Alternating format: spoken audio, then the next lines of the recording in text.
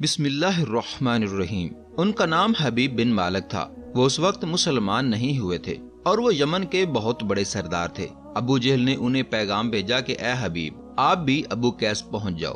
وہاں پر حضرت محمد صلی اللہ علیہ وآلہ وسلم نے فلاں تاریخ کو چاند کے 2 ٹکڑے کرنے ہیں، تم بھی یہاں آ جاؤ اور چاند کو دیکھنا کہ وہ 2 ٹوٹے ہوتا ہے یا نہیں۔ ابو جہل کا انہیں بلانے کا مقصد کوئی انہیں نظارہ کرانا نہیں تھا، بلکہ صرف ایک ہی مقصد تھا کہ حضرت محمد صلی اللہ علیہ وآلہ وسلم ایسا نہیں کر سکیں گے اور ان کا مذاق اڑایا جائے گا۔ چنانچہ حبیب بن مالک نے رخت سفر باندھا اور کوہ ابو قیس پہنچ گئے، جہاں پر سارے کفار اکٹھے تھے۔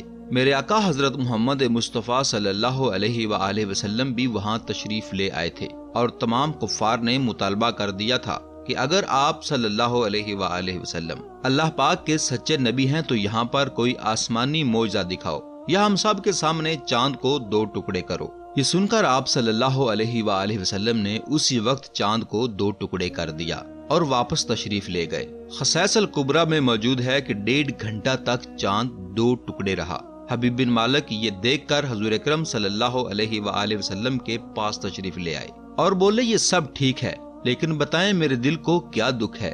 آپ نے فرمایا تیری ایک ہی بیٹی ہے جس کا نام ستیحہ ہے، وہ اندھی، لولی، لنگڑی، بہری اور گونگی ہے، تجھے اس کا دکھ اندر سے کھائے جا رہا ہے، جاؤ اللہ تعالیٰ نے اس کو شفا دے دی ہے۔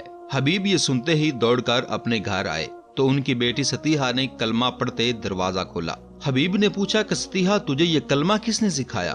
تو اس نے حضور اکرم صلی اللہ علیہ وآلہ وسلم کا سارا حلیہ بتایا اور بولی، اے ابا، وہ آئے، مجھے زیارت بخشی اور دعا فرمائی اور مجھے کلمہ طیبہ بھی پڑھا گئے۔ حبیب واپس گئے اور کلمہ پڑھ کر مسلمان ہو گئے، اور نہ صرف مسلمان ہوئے بلکہ اسلام کی خدمت میں بھی پیش رہے۔